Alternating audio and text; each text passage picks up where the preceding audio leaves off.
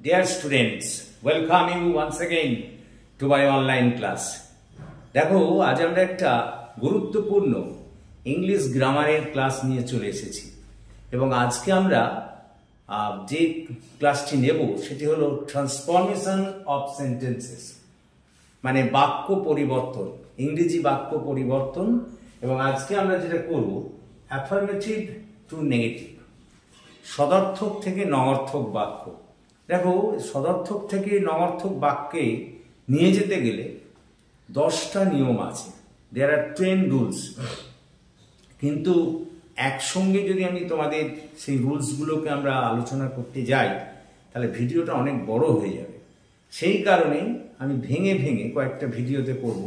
আজকে হলো পার্ট 1, বুঝতে পেরেছ? আজকে প্রথম পর্ব এবং তার মধ্যে বেশ কয়েকটা নিয়ম আমরা করব, তারপরে পার্ট 2 গিয়ে শেষ করব। তাহলে আজকে আমরা করতে চলেছি না হ্যাঁবাচক বাক্য থেকে নাবাচক বাক্যে, মানে সদর্থক থেকে নঅর্থক বাক্যে নিয়ে যাওয়ার নিয়মাবলী। তোমাদের বিভিন্ন ধরনের পরীক্ষায় উচ্চ মাধ্যমিক বলো, মাধ্যমিক বলো, ক্লাস 9 বলো, কিংবা বিভিন্ন চাকরির পরীক্ষায় এগুলো ভীষণ গুরুত্বপূর্ণ। আমি যে সমস্ত নিয়মগুলো করাবো খুব ভালো করে ফলো করো, তাহলেই কিন্তু এখান থেকে তোমরা সমস্ত জিনিস শিখে যাবে। ক্লিয়ার? তাহলে এসো প্রথমেই আমরা শুরু করি যে কিভাবে আমরা অ্যাফার্মেটিভ থেকে নেগেটিভ, মানে সদর্থক থেকে নঅর্থক বাক্যে যাব। আমি একটা কথা প্রথমেই বলে নিই, জেনে রাখো যে তোমাকে যখন হ্যাঁবাচক থেকে নাবাচকে নিয়ে যাচ্ছ, তোমাকে মনে রেখো তুমি নাবাচক বাক্যটা করবে, কিন্তু বাক্যের অর্থের কোনো পরিবর্তন হবে না। বাক্যের অর্থের কোনো পরিবর্তন না করে তোমাকে কিন্তু সেটা নাবাচকে করতে হবে। যেমন মনে করো আমি যদি বলি Ram is a good boy, তাই নাকি? Ram is a good boy, Ram একটা ভালো ছেলে। এখন তুমি যদি সেটাকে নাসূচক বাক্য করতে গিয়ে বলে দাও Ram is not a good boy, Ram ভালো ছেলে নয়, তার মানে তোমার তো বাক্যের অর্থ পাল্টে গেল। বাক্যের অর্থ পাল্টে গেল। ওখানে বলেছিল রাম ভালো ছেলে, আর তুমি বলছো রাম ভালো ছেলে নয়। হ্যাঁ, নাবাচক করলে ঠিকই, কিন্তু বাক্যের অর্থ তো পাল্টে গেল। তার মানে আমাদেরকে নাবাচকে নিয়ে যেতে হবে, কিন্তু বাক্যের অর্থের কোনো পরিবর্তন না করে, অর্থটা এক থাকবে। এটা কিন্তু প্রথম কথা, প্রথম শর্ত, যে আমরা হ্যাঁবাচক থেকে নাবাচকে যাব, কিন্তু বাক্যের অর্থের কোনো পরিবর্তন করব না। এটা কিন্তু 1 নম্বর শর্ত, এটাকে মনে রাখতে হবে। আমরা হ্যাঁবাচক থেকে নাবাচকে যাব, কিন্তু বাক্যের অর্থের কোনো পরিবর্তন করব না। There will be no change in the meaning of the sentence. বাক্যের অর্থের কোনো পরিবর্তন হবে না। ক্লিয়ার? স্ট্রাকচারে পরিবর্তন হবে, হ্যাঁবাচক থেকে অবশ্যই নাবাচক হবে, কিন্তু অর্থটা এক থাকবে। এসো এই নিয়ে আমরা প্রথম যে নিয়মটি করব, ভালো করে শোনো। যেসব বাক্যে সাহায্যকারী ক্রিয়া থাকবে, সাহায্যকারী ক্রিয়া মানে তোমরা জানো auxiliary verb, am, is, are, have, has, was, were, had, can, could, এগুলোকে সব সাহায্যকারী ভার্ব বলে, তোমরা সবাই জানো। This are called auxiliary verbs. এই সমস্ত যেসব বাক্যে সাহায্যকারী ক্রিয়া আছে তাদের ক্ষেত্রে যদি তোমাকে নাসূচক বাক্য করতে বলে, তুমি কি করবে? তুমি সেক্ষেত্রে করবে কি? শোনো, একদম শুনে নাও। আমি তাহলে আমার প্রথম এটা কি কন্ডিশনটা কি না, যেসব বাক্যে সাহায্যকারী ক্রিয়া আছে তাদের যদি তোমাকে নাসূচক বাক্যে নিয়ে যেতে হয়, তুমি প্রথমেই যা কর্তা আছে লিখলে, তারপরে সাহায্যকারী ক্রিয়া লিখলে, এবার একটা নট বসাবে। যেহেতু নাবাচকে যাচ্ছ, নট, তাহলে প্রথমে কর্তা লিখলে, তারপরে সাহায্যকারী ক্রিয়া লিখলে, তারপরে নট বসালে, তারপর এবার যে অ্যাডজেক্টিভটা থাকবে বা যে মূল কর্মটা থাকবে তার বিপরীত শব্দকে, তাহলে প্রথমে কর্তা, তারপর সাহায্যকারী ক্রিয়া, তারপর নট, তারপরে এই যে বললাম মূল যে অ্যাডজেক্টিভ বা কর্ম থাকবে তার বিপরীত শব্দ। বসাবো, তারপর অবশিষ্ট যা আছে আমি তাই লিখবো, তাহলেই সেটা না সূচক বাক্যে হয়ে যাবে। তাহলে গঠনটা হবে এক্ষেত্রে, তাহলে গঠনটা 1 নম্বর এই যে ফরম্যাটটা, গঠনটা হবে এরকম: সাবজেক্ট, তারপর সাহায্যকারী ক্রিয়া, তারপর ওই যে বললাম নট, একটা নট শব্দকে নিয়ে আসতে হবে, তারপর মূল যে অবজেক্ট আছে বা অবজেক্টিভ বল, মূল অবজেক্টের বিপরীত শব্দ, তারপর অবশিষ্টাংশ, অন্যান্য যা থাকবে অন্যান্য। যেমন মনে করো আমি বললাম Rina is a good girl in our class. Rina is a good girl in our class. তোমাকে বলেছে এটাকে এতে নিয়ে যাও, কিসে নিয়ে যাও? না সূচক বাক্যে। তো দেখো এর মানে হচ্ছে কি রিনা আমাদের ক্লাসে একটি ভালো মেয়ে। তো দেখো আমার প্রথমে সাবজেক্ট, মানে এবার আমি না সূচকে নিয়ে যাচ্ছি, সাবজেক্ট বসিয়ে দিলাম রিনা, তাই না? তারপরে সাহায্যকারী ক্রিয়া দেখো এখানে ইজ বসিয়ে দিলাম, তারপরে একটা নট আনতে হবে। আচ্ছা এবার তারপরে দেখো গুড এর অপোজিট কি হবে? ব্যাড। এই যে বলেছি মূল অবজেক্টের বিপরীত ব্যাড, তারপরে অবশিষ্টাংশ যা আছে গার্ল ইন আওয়ার ক্লাস, হয়ে গেল। তাহলে দেখো তোমাকে দিয়েছিল বাক্যটা Rina is a good girl in our class না সূচকে, তুমি করলে রিনা, মানে দিয়েছিল রিনা আমাদের ক্লাসে একটি ভালো মেয়ে, তুমি করলে Rina is not a bad girl in our class. Rina আমাদের ক্লাসে খারাপ মেয়ে নয়, তার মানে ভালো মেয়ে। তাহলে দেখো এখানে তুমি কি করেছো? কর্তা বসালে, সাহায্যকারী, তারপরে নট, তারপরে যে বললাম মূল কর্মের বিপরীত শব্দ, তারপর অবশিষ্টাংশ যা আছে তাই লিখলে, হয়ে গেল। তাহলে 1 নম্বর নিয়ম হচ্ছে যে সমস্ত বাক্যে সাহায্যকারী ক্রিয়া থাকবে এবং তাকে তোমাকে এতে নাসূচক বাক্যে নিয়ে যেতে বলবে, তাদের ক্ষেত্রে নিয়ম হলো প্রথমে কর্তা, তারপরে সাহায্যকারী ক্রিয়া, তারপর নট, তারপরে মূল অবজেক্টের বিপরীত শব্দ, তারপরে অন্যান্য। Clear? So this is number. আচ্ছা আরেকটা উদাহরণ নাও। যেমন মনে করো আমি যদি এরকম বলি, যেমন করো আমি এরকম তোমাকে বললাম this is an impossible task. This is an impossible task for me. This is an impossible task for me. তোমাকে না সূচকে নিয়ে যেতে বলেছে, এটা আমার পক্ষে একটা অসম্ভব কাজ। তাহলে দেখো তুমি কি করবে? প্রথমে কর্তা দিস বসালে, তারপর সাহায্যকারী ক্রিয়া ইজ বসালে, তারপর নট বসালে, তারপরে এবার ইম্পসিবল এর অপোজিট হচ্ছে কি? পসিবল। তাহলে this is not a possible task for me, হয়ে গেল। ক্লিয়ার? আচ্ছা এ তো গেল তোমার যাদের ক্ষেত্রে সাহায্যকারী ক্রিয়া আছে। এবার যাদের ক্ষেত্রে সাহায্যকারী ক্রিয়া নেই, যাদের ক্ষেত্রে সাহায্যকারী ক্রিয়া নেই তাদের ক্ষেত্রে কি করব? এটা হচ্ছে যাদের ক্ষেত্রে সাহায্যকারী ক্রিয়া আছে তাদের জন্য এটা, এই নিয়মটা। কিন্তু যাদের ক্ষেত্রে সাহায্যকারী ক্রিয়া নেই সেই সমস্ত ক্ষেত্রে কি করব? মনে করো কর্তার পরেই মূল ক্রিয়া আছে, নো সাহায্যকারী ক্রিয়া। মূল ক্রিয়া মানে তো বোঝো, ওই যে মনে করো আই লাইক টি, লাইকটা হচ্ছে মূল ক্রিয়া। আই ইট রাইস, ইটটা হচ্ছে মূল ক্রিয়া। দে গো টু স্কুল, এই গোটা হচ্ছে মূল ক্রিয়া। তাদের ক্ষেত্রে কি করবো? তাদের ক্ষেত্রে নিয়ম ভালো করে শোনো। তাহলে এটা আমি মুছে দিলাম, তোমরা এটা টুকে নিতে পারো। এইবার নেক্সট আমরা যেটাকে বলবো সেটা হচ্ছে যে সমস্ত ক্ষেত্রে সাহায্যকারী ক্রিয়া থাকে না সেই সমস্ত ক্ষেত্রে কি করব? কথাটা বোঝার চেষ্টা করো।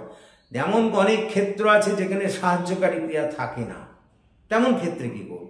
সেক্ষেত্রে নিয়ম কি জানো? সেক্ষেত্রে নিয়ম হচ্ছে খুব সহজ। সেক্ষেত্রে খুব সহজ। যদি প্রেজেন্ট টেন্সে থাকে, মানে বাক্যটা যদি সিম্পল প্রেজেন্ট টেন্সে থাকে, তাহলে তুমি প্রথমে কর্তা বসাবে,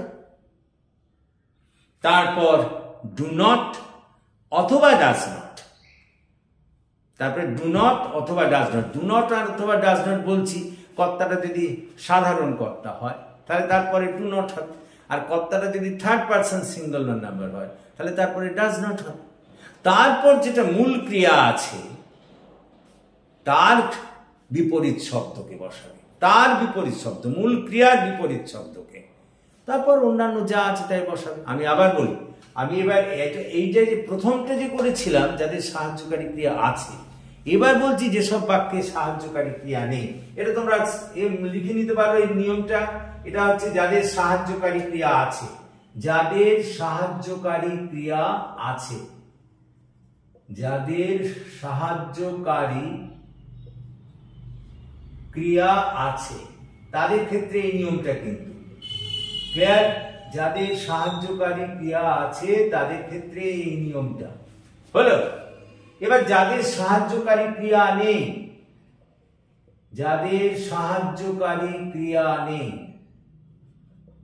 সাহায্যকারী ক্রিয়া নেই, তাদের ক্ষেত্রে কি প্রথমে সিম্পল প্রেজেন্ট টেন্সের ক্ষেত্রে বা সিম্পল প্রেজেন্ট, সিম্পল প্রেজেন্টের ক্ষেত্রে subject do not or does not হলো, তারপরে মূল ক্রিয়ার বিপরীত, ক্রিয়ার বিপরীত শব্দ, শব্দ প্লাস অন্যান্য হলো। তাহলে subject do not or does not, মূল ক্রিয়ার বিপরীত শব্দ। কেসটা বলি, যেখানে কোনো সাহায্যকারী ক্রিয়া নেই এবং বাক্যটা সিম্পল প্রেজেন্ট টেন্সে আছে, তাহলে তাদের ক্ষেত্রে না সূচক করবে কি করে? তাদের ক্ষেত্রে না সূচক হলো প্রথমে সাবজেক্ট, তারপরে ডু নট অথবা ডাজ নট, তারপরে মূল ক্রিয়ার বিপরীত শব্দ, তারপরে অন্যান্য। কতটা বোঝার চেষ্টা করো। তোমরা এখন বলতে পারো এই ডু নট ডাজ নট এর খেলাটা কিরকম। কর্তাটা যদি সাধারণ কর্তা হয় তাহলে তারপরে ডু নট হবে, কিন্তু কর্তাটা যদি থার্ড পারসন সিঙ্গুলার নাম্বার হয় তাহলে তারপরে ডাজ নট হবে। তারপরে তোমাকে যে মূল ক্রিয়াটা দেবে তার বিপরীত শব্দ বসাবে, তারপর অন্যান্য। যেমন মনে করো আমি এরকম দিলাম, আই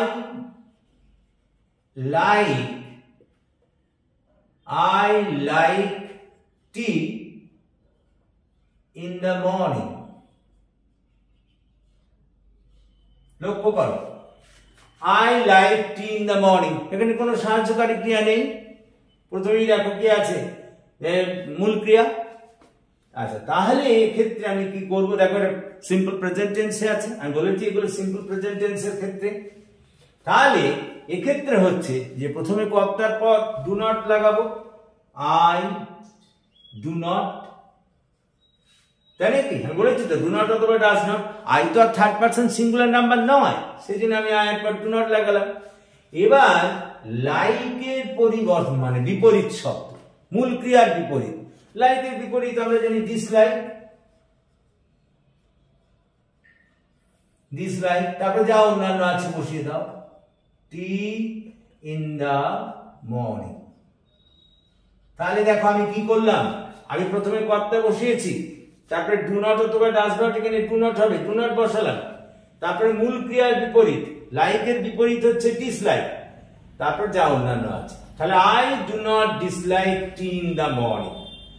আমি সকালে চা পছন্দ করি না, তাই তো? আই ডু নট ডিসলাইক, লাইকের অপোজিট ডিসলাইক। তুমি বলতে পারো এরকম হেটও বলতে পারো, লাইকের অপোজিট তো হেটও হয়। তাহলে হেট ও I do not hate tea in the morning. আমি সকালে চাকে ঘৃণা করি না, তার মানে তো আমি সকালে চাকে পছন্দ করি।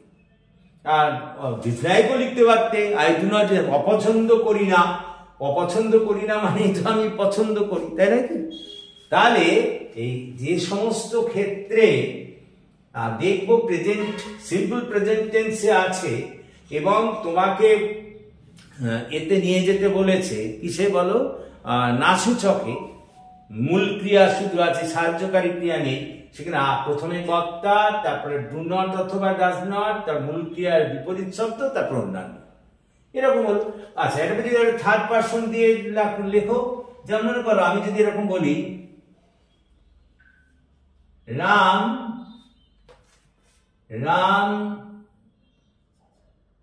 accepts my proposal. Ram accepts my proposal. দেখো এটা বুঝতেই পারছো, থার্ড পারসন আছে, Ram third person, accepts my proposal। এখানেও দেখো কোনো সাহায্যকারী ক্রিয়া নেই, এটাকে বলেছে তোমাকে এতে নিয়ে চলো, না সূচকে। তুমি কি করবে, প্রথমে তো কর্তা লিখতে হবে, সাবজেক্ট লিখলাম রাম, তারপরে বলেছে ডু নট অথবা ডাজ নট, রাম তো থার্ড পারসন সিঙ্গুলার নাম্বার, তাহলে রাম ডাজ নট। তারপর দেখো অ্যাকসেপ্ট, অ্যাকসেপ্টের অপোজিট হবে তোমরা জানো রিজেক্ট, তাহলে Ram does not reject my proposal. Ram does not reject my proposal, Ram আমার প্রপোজালটা বাতিল করেনি, তার মানে তো রাম আমার এটা গ্রহণ করেছে, তাই নাকি? তাহলে দেখো এখানে কি করলাম, দেখো প্রথমে কর্তা বসিয়েছি, তারপরে ডু নট অথবা ডাজ নট, তো রাম তো থার্ড পারসন সিঙ্গুলার নাম্বার, ওই জন্য ডাজ নট বসালাম, তারপরে মূল ক্রিয়াকে অ্যাকসেপ্ট আছে, তাকে রিজেক্ট বসালাম, অ্যাকসেপ্টের অপোজিট রিজেক্ট। তোমরা এখন বলতে পারো, ও মশাই এখানে তো অ্যাকসেপ্ট ছিল, এখানে কেন অ্যাকসেপ্ট রিজেক্ট লিখলেন? এখানেও তো রিজেক্ট হওয়া উচিত, না হবে না, কারণ তুমি এখানে ডাজ নট বসিয়েছো, এই জন্য এটা মূল ক্রিয়ার প্রেজেন্ট রূপে লিখতে হবে, এখানে আর এস লিখতে তুমি পারবে না। তাহলে Ram does not reject my proposal হয়ে গেল। বেশ, এইবার বলি, এইটাই যদি মনে করো, মুছে দিচ্ছি, তোমরা এগুলো নিয়মগুলো লিখে নাও, কিন্তু এটাই মনে করো যদি দেখো সিম্পল পাস্ট টেন্সে আছে, এটা একটু লিখে নাও, এটা ছিল স্ক্রিনশট নিয়ে নাও না, এগুলো এক একটা রুলস, কিন্তু এটা 1 নম্বর, এটা গেল 2 নম্বর, এটা সিম্পল প্রেজেন্ট টেন্সের ক্ষেত্রে হলো। এইবারে আসবো আমরা ঠিক এই জিনিসই যেটা সিম্পল পাস্ট টেন্সে আছে, ক্লিয়ার? তাহলে সেখানে কি হবে, দেখো সেখানে হবে, এখানে ডিড নট, ডিড নট, এটা simple past tense, simple past, হ্যাঁ, মূল ক্রিয়া জাস্ট, বাকি সব এক। তাহলে দেখো যদি দেখো যাদের সাহায্যকারী ক্রিয়া নেই, এটা এবার 3 নম্বর রুল, তাই নাকি? এটা 3 নম্বর রুল হচ্ছে এটা, কিন্তু এবার যাদের সাহায্যকারী ক্রিয়া নেই এমন সিম্পল পাস্ট টেন্সে, সিম্পল পাস্ট মানে জন্য যাদের যেসব বাক্যে মূল ক্রিয়ার পর পাস্ট রূপ থাকে, ক্রিয়ার পাস্ট রূপ মূল ক্রিয়া, তাকে আমরা বলি সিম্পল পাস্ট। তাদের ক্ষেত্রে যদি তোমাকে নাসূচক করতে দেয়, দেখো সাহায্যকারী ক্রিয়া নেই, মূল ক্রিয়ার পাস্ট রূপ আছে, তোমাকে সেখানে সাহায্যকারী ক্রিয়া করতে, সেখানে তোমাকে নাসূচক করতে বলেছে, তুমি কি করবে? সিম্পল পাস্ট টেন্স, কিন্তু কোন টেন্স? Simple past tense. প্রথমে সাবজেক্ট বসাবে, তারপর ডিড নট, তারপরে মূল ক্রিয়ার বিপরীত শব্দ, তারপর অন্যান্য। আমি একটা উদাহরণ নিই, যেমন মনে করো রমেন, রমেন রমেন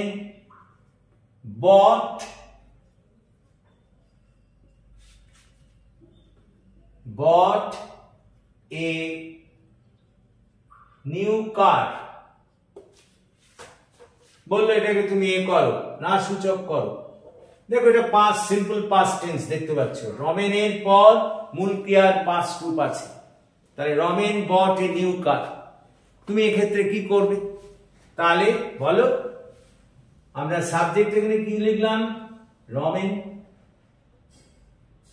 রমেন, তাই তো? রমেন লিখলাম, তারপর আমাকে এখানে ডিড নট বসাতে হবে, আমরা জানি, ডিড নট। আচ্ছা, বট মানে তো কিনেছিল, তাহলে তার কেনার ইংরেজি কি বলতো? বেচা, তাই তো? অপোজিট। তাহলে Ramen did not sell a new car. Ramen নতুন গাড়িটা বিক্রি করেনি, তার মানে তো সে কিনেছিল, তাই নাকি? That means Ramen did not sell a new car. আচ্ছা, তাহলে কি করলাম আমরা? প্রথমে কর্তা বসিয়েছি, তারপরে ডিড নট কেন বসালাম? এটা সিম্পল পাস্ট টেন্স আছে বলে। তারপরে মূল ক্রিয়ার বিপরীত, মূল ক্রিয়া বট, বট মানে কিনেছিল, এই বট মানে কিনেছিল, আর তার অপোজিট হবে কি? বেচেছিল। তোর বেচা ইংরেজি হচ্ছে সেল। এখানে আর কিন্তু সোল্ড লিখতে পারবো না, যেহেতু এখানে ডিড নট হয়েছে, মূল ক্রিয়ার প্রেজেন্ট রূপ লিখতে হবে, তাই নাকি? তাহলে Ramen did not sell a new car. Ramen নতুন গাড়িতে একটা নতুন গাড়ি বিক্রি করেনি, তার মানে একটা নতুন গাড়ি বিক্রি কিনেছিল সে। ক্লিয়ার? এটা গেল একটা। তাহলে দেখো, আমরা আজকে তিনটে নিয়ম দেখলাম। প্রথমে লিখলাম যাদের সাহায্যকারী ক্রিয়া আছে তাদের ক্ষেত্রে কি হবে? প্রথমে কর্তা বসাবে, তারপরে সাহায্যকারী ক্রিয়া, তারপর নট, তারপর যে মূল অ্যাডজেক্টিভটা আছে বা অবজেক্টটা আছে তার বিপরীত। হয়ে গেল যাদের সাহায্যকারী ক্রিয়া আছে। এবার 2 নম্বর বললাম যাদের সাহায্যকারী ক্রিয়া নেই অথচ সিম্পল প্রেজেন্ট টেন্সে আছে, তাদের ক্ষেত্রে তুমি করবে কি? প্রথমে সাবজেক্ট, তারপরে ডু নট অথবা ডাজ নট, তারপরে মূল ক্রিয়ার বিপরীত শব্দ, তারপরে অন্যান্য পদ, যখন প্রেজেন্ট টেন্স সিম্পল প্রেজেন্টে থাকবে। তারপরে বললাম যে এমন ক্ষেত্র যেটা সিম্পল পাস্টে আছে অথচ সাহায্যকারী ক্রিয়া নেই, তখন প্রথমে কর্তা, তারপর ডিড নট, তারপর মূল ক্রিয়ার বিপরীত শব্দ, তারপর অন্যান্য পদ। ক্লিয়ার? আচ্ছা, এইবার ধরো এমন অনেক ক্ষেত্র দেখবে যেখানে কোনো বিপরীত শব্দ খুঁজে পাচ্ছ না। এমন অনেক ক্ষেত্র হতে পারে যেখানে তোমার বিপরীত শব্দটা জানা নেই বা জানতে পাচ্ছ না। তাহলে সেক্ষেত্রে তোমরা কি করবে? বিপরীত শব্দ তুমি জানো না, আমি তো দেখতে পাচ্ছি যে বিপরীত শব্দ লাগছে আমাকে করতে গেলে, অথচ তুমি জানো না, কি করবে? খুব সহজ, একেবারে সব জায়গায় হবে। আমি কি বলতে চাইছি দেখো, যেমন মনে করো আমি এরকম বললাম, ওই আগেরটা ধরো, আমি একটা বললাম যে Rina is silent in the class. ধরো আমি এরকম বললাম, Rina is silent in the class. হলো? তো তুমি এখন ধরো যে সাইলেন্টের বিপরীত জানো না, হতেও পারে তুমি সাইলেন্টের বিপরীত জানো না। এমনি তো নিয়ম হচ্ছে সাহায্যকারী ক্রিয়া আছে, তারপরে তো বিপরীত শব্দ ব্যবহার করতে হয়। তো সাইলেন্টের তো তুমি জানো না, করবে কি করে? এগুলি ডাবল নেগেটিভ হয়। এটা দেখো প্রেজেন্ট টেন্সে আছে, এই জন্য আমি আরেকটা সেন্টেন্স নিয়ে আসবো। It is not that, it is not that, এটা ঠিক নয় বা এটাই নয়, that Rina is not silent in the class. এটা ঠিক নয়, রিনা ক্লাসে শান্ত ছিল না। এটা ঠিক নয়, রিনা ক্লাসে শান্ত ছিল না, তাই নাকি? তার মানে তুমি বলতে পারো যে রিনা ইজ সাইলেন্ট, রিনা শান্ত ছিল। রিনা শান্ত ছিল না এটা ঠিক নয়, তার মানে কি রিনা শান্ত ছিল, তাই নাকি? রিনা শান্ত ছিল না এটা ঠিক নয়, তার মানে তার উল্টোটাই রিনা, এটা হয়ে গেল। এটা যে কোনো তুমি এখানে যাদের তুমি বিপরীত শব্দ জানো না সেগুলোর ক্ষেত্রে হবে। মনে করো আমি বললাম I am going to school. ধরো এটা তোমাকে করতে দিয়েছে, নেগেটিভ করো, I am going to school, আমি স্কুলে যাচ্ছি। তো এটাকে নেগেটিভ কি করবে? তাহলে এখানে ওই রকম লিখবো, এই সেন্টেন্সটাকে আমরা নিয়ে আসবো, it is not that, it is not that, তারপরে I am not going to school. মানে এটা ঠিক নয় যে আমি স্কুলে যাচ্ছি না, তার মানে তো আমি স্কুলে যাচ্ছি। তাহলে এখানে বাক্যটা কি করতে হবে, যে প্রেজেন্ট টেন্সে যদি থাকে তাহলে ইট ইজ নট দ্যাট একটা বাক্যকে নিয়ে আসতে হবে। তারপরে যে মূল বাক্যটা দিয়েছে সেখানে আমরা সাহায্যকারী ক্রিয়ার পর নট বসাবো, সাহায্যকারী ক্রিয়ার পর নট বসাবো, বাক্যটা বাকি অবশিষ্টাংশ একই রাখবো। সব ক্ষেত্রে এরকম হবে। ক্লিয়ার? যত তুমি বলতে পারো, যেমন মনে করো I have taken tea in the morning, negative করো, তাহলে ওই বলো ইট is not that I have not taken, এই যে বললাম ইট ইজ নট দ্যাট, এটা ঠিক নয়, I have not taken tea in the morning, যে আমি সকালে চা খাইনি, তার মানে আমি সকালে চা খেয়েছি। ক্লিয়ার? সমস্ত ক্ষেত্রে হবে। শুধু খেয়াল রাখবে এটা যদি ভেতরের সেন্টেন্সটা পাস্ট টেন্সে থাকে তাহলে এখানে ইট ইজ নট দ্যাট এর জায়গায় ইট ওয়াজ নট দ্যাট, যদি প্রেজেন্ট টেন্সে থাকে তাহলে ইট ইজ নট দ্যাট, আর যদি পাস্ট টেন্সে থাকে তাহলে ইট ওয়াজ নট দ্যাট। বাকি সব কিন্তু এরকম। তাহলে আমি কি বললাম, যে যে সমস্ত ক্ষেত্রে যদি আমাকে এতে নিয়ে যেতে বলে, কোথায় নিয়ে যেতে বলে বলো, যদি আমাকে না সূচকে নিয়ে যেতে বলে, প্রেজেন্ট টেন্সে থাকলে আমি প্রথমে ইট ইজ নট দ্যাট বসাবো, তারপরে যেটা থাকবে সেখানে সাহায্যকারী ক্রিয়ার পরে নট বসাবো, বাকি বাকি বাকি যা আছে আমি তাই লিখব। আর যদি পাস্ট টেন্সে থাকে বাইরে আমি ইট is not, it was not that লিখবো, তারপর ভেতরে সাহায্যকারী ক্রিয়ার পরে আমরা লিখবো। আমি দুটো পর পর করে দিই, তাহলে তোমাদের পক্ষে ভালো হবে। ক্লিয়ার? তাহলে কি শুনলে, ইট ইজ নট দ্যাট প্রেজেন্ট টেন্সের ক্ষেত্রে, আর পাস্ট, এই যেমন মনে করো আমি বললাম Ram is taking tea in the morning, ধরো আমি এটা বললাম Ram is taking tea in the morning, বলো বলো তোমরা নিজেরা বলো, বলতেই পারবে। তাহলে এটা তো পাস্ট প্রেজেন্ট টেন্সে আছে, it is in present tense, তাহলে আমি ইট ইজ নট দ্যাট আগে নিয়ে নিই, ইট ইজ নট দ্যাট, তাহলে এই সাহায্যকারী ক্রিয়া ভেতরটার সাহায্যকারী ক্রিয়ার পর নট হবে, Ram is not taking tea in the morning. দেখো তাহলে আমার মানেটা কি হলো, রাম সকালে চা খাচ্ছে, এটা তোমাকে আমি না সূচকে করতে দিয়েছি।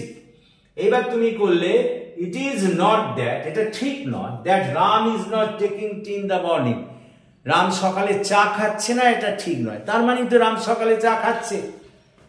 কথাটা বোঝার চেষ্টা করো, যখনই তুমি বলছো যে এটা ঠিক নয় রাম সকালে চা খাচ্ছে না, তার মানেই তো হলো সকালে রাম চা খাচ্ছে।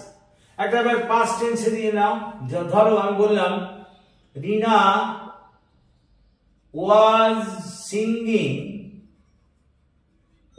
এ সং, করো এটাকে, তাহলে এটা পাস্ট টেন্সে আছে, আমি এটা ইট ইজ নট দ্যাট এর জায়গায় ইট ওয়াজ নট দ্যাট লিখবো, ইট ওয়াজ নট দ্যাট, তারপরে যা আছে রিনা, তারপর ওয়াজে এখানে পর নট বসবে, তাহলে Rina was not singing a song.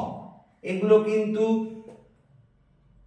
যা সমস্ত যাদের ক্ষেত্রে তুমি এ পাবে না, যাদের ক্ষেত্রে তুমি বিপরীত শব্দ তোমার জানা নেই, সমস্ত ক্ষেত্রে কিন্তু এই নিয়ম দিয়ে হবে। তাহলে দেখো আজকে আমরা এই কটা নিয়মই করলাম, এরপরে করতে গেলে অনেক বড় ভিডিও হয়ে যাবে, তোমরা দেখতে ধৈর্য কোলাবে না তোমাদের।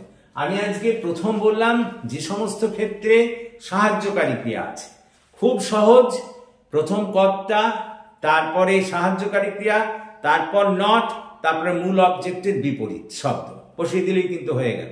2 নম্বর বললাম যে সমস্ত ক্ষেত্রে সাহায্যকারী ক্রিয়া নেই, যদি সিম্পল প্রেজেন্টে থাকে সেখানে প্রথমে কর্তা, তারপরে ডু নট অথবা ডাজ নট, তারপরে মূল ক্রিয়ার বিপরীত শব্দ, তারপর অন্যান্য কর্ম। সেক্ষেত্রে মনে রাখবে কর্তাটা যদি থার্ড পারসন সিঙ্গুলার নাম্বার হয় তারপরে হবে ডাজ নট, আর সাধারণ কর্তা হলে সেখানে ডু নট। এটারই ক্ষেত্রে বললাম যদি দেখো পাস্ট ইন্ডিপেন্ডেন্ট মানে সিম্পল পাস্টে আছে, তাহলে সেখানে প্রথমে কর্তা, তারপরে ডিড নট, তারপরে মূল ক্রিয়ার বিপরীত, তারপর অন্যান্য কর্ম। এখন এই যে আমি বলতে চাইছি এটা কাদের ক্ষেত্রে, এই ক্ষেত্রটা হচ্ছে যাদের সাহায্যকারী ক্রিয়া নেই, শুধু মূল ক্রিয়া আছে। কথাটা বোঝার চেষ্টা কর। সাধারণত প্রেজেন্ট ইনডিফিনিট আর পাস্ট ইনডিফিনিটের ক্ষেত্রে এগুলো হয়। এদের দুজনের তো সাহায্যকারী ক্রিয়া নেই, তাদের ক্ষেত্রে এটাকে প্রয়োগ করা হয়। তারপরে 3 নম্বর রুলে বললাম, 3 নম্বর রুলে এসে বললাম সেই সমস্ত ক্ষেত্র যেখানে তুমি বিপরীত শব্দ জানো না। বিপরীত শব্দ তো জানতে হয়, তুমি জানো না, কি করবে সেখানে প্রেজেন্ট টেন্সে যদি থাকে বাইরে একটা ইট ইজ নট দ্যাট নেবে, আর ভেতরেরটা সাহায্যকারী ক্রিয়ার পরে নট বসাবে, বাকি অ্যাজ ইট ইজ লিখে দেবে। আর যদি পাস্ট টেন্সে থাকে ইট ওয়াজ নট দ্যাট লিখবে, তারপরে ভেতরেরটাও সাহায্যকারী ক্রিয়ার পরে একটা নট বসিয়ে দেবে। তাহলে দেখো আজকে আমরা এইটুকুই করেছি। সামনের পর্বে আমরা অন্যান্যগুলো করবো। সামনের পর্বে মানে কালই, তোমরা দেখতে থাকো, তাহলে কিন্তু সমস্ত হয়ে যাবে। তো আশা করি তোমরা বুঝতে পেরেছো, এবং যদি বুঝতে পারো তাহলে প্লিজ আমার এই ক্লাসের কথা তোমাদের বন্ধু বান্ধবদের মধ্যে শেয়ার করো, এবং যদি তোমাদের এই ক্লাস পছন্দ হয় তাহলে প্লিজ আমার এই ক্লাস লাইক করো, এবং তোমাদের কাছে অ্যাপিল যে আমার এই চ্যানেলটিকে সাবস্ক্রাইব করো, যাতে আমি আরো এগিয়ে আসতে পারি এবং তোমাদের আরো বেশি করে সাহায্য করতে পারি। So that's all for this day. So thank you for watching and listening. So have a good day.